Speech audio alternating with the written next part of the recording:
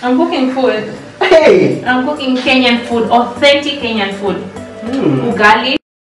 The very first time I heard about Ugali was on Mistrudy's channel on this particular video where she prepared some for her husband, Maya. Have you heard of Ugali before? If yes, where did you hear about it? I'd love to know. But Miss Trudy is not a cooking channel. Like she doesn't have a cooking channel. She's more into travel and lifestyle.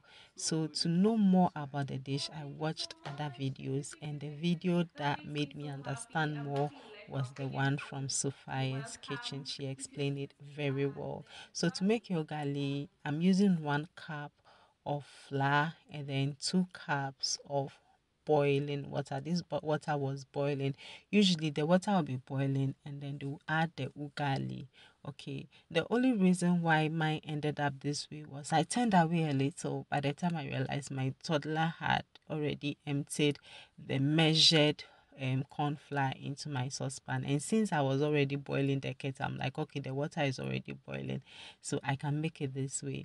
Now what Sophia did that made her recipe easy was to use the whisk, okay, to turn it until it started forming. And once it started, it got to this stage, then she went in with her ladder. I don't know Sophia from anywhere. It was only because I was searching other videos on how to make this dish because we are on a virtual trip, and today we are going all the way to Kenya. This is one of Kenya's favorite dish. Okay, and it's my first attempt, so I'm just making a single cup. No time to waste food. So I'll go ahead and be kneading this and pressing it against the saucepan every now and then. But as Sophia mentioned in her channel, I'll leave the link to her channel in my description box. If you use the whisk to mix this, you're likely to no you may not have lamps. Okay, so it's easy to just turn this together, but if you have lamps, you may have to be pressing it against the saucepan like the way I am doing. So after they come together, I'll just cover it for about 7 to 10 minutes for the heat to do the job. Now, as at this point, I was confused whether the flour I was using was ugali flour, because she said in her channel that some of the flour, they are really in powdery form, and the one I'm using is really in powdery form. So kindly let me know if you are Kenyan, or if you chance on this video, or if you know anything about it. Is ugali in grits? Are they grits? Like, I'd love to know, because at this point I like the way they're able to put it together and then just turn it over into the saucepan, and they're able to cut it with knife. But the way mine was looking at this point, I don't think I'll be able to achieve that. Make sure you buy is called maize meal. Don't buy maize flour. Maize flour is in powdery form. I That think is that is Sophia. used for Thank you making very something much. else. Now to go with this, the ugali is a side called Sukuma Wiki. I hope I got it right. They use kale, but I don't have kale, and I was so inspired to try this ugali. So it's green, and I have sweet potato leaves in my backyard. So I decided to just go there and grab some of the leaves, okay, to use as my Sukuma Wiki.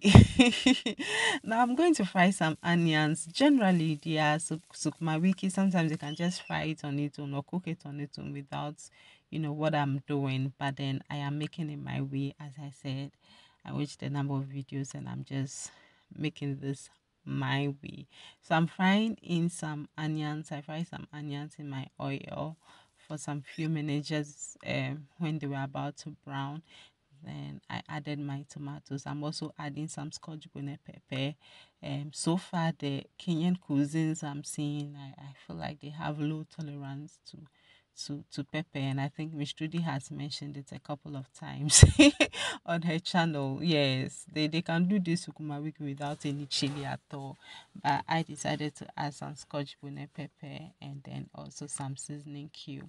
Once I'm done frying it for about 3 to 5 minutes, I'll go ahead and add in my sweet potato leaves, which is replacing the kale. Okay, I'll add a little water just to cook this to perfection, and as simple as that. This is very easy to put together. I feel like ugali in itself was very easy to put together. Maybe because I'm not doing a large quantity. I just use the measuring cup of one flour to do this. So probably that explains it. So at this point, my side is ready, and I see that they can serve it with fish, chicken, or any protein at all, but I'm using beef. This recipe, you should really, really, really, really watch out for it. Okay, the beef that I've added to this was everything, and you can see the way I'm enjoying my ugali. Like, I just hope I got it right, because the way they are able to cut it easily with knife. Well, I was able to divide it with a knife. I felt like um, maybe I just didn't get the texture right. Kindly let me know what can I do better. But thank you. Shout outs to Miss Trudy. It's amazing. Like, we share things, and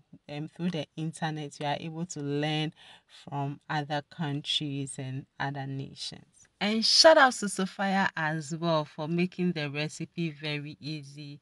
This is what she has to say about leftover ugali. Sometimes the leftover ugali you can pan fry with butter, and it is so delicious with tea. You don't have to run to the shop to get bread if you have nothing. You can eat that with the tea. Thank you so much for joining me. I really appreciate it. Let me know your thoughts, and I'll see you again in another video. Stay safe and stay blessed. Bye.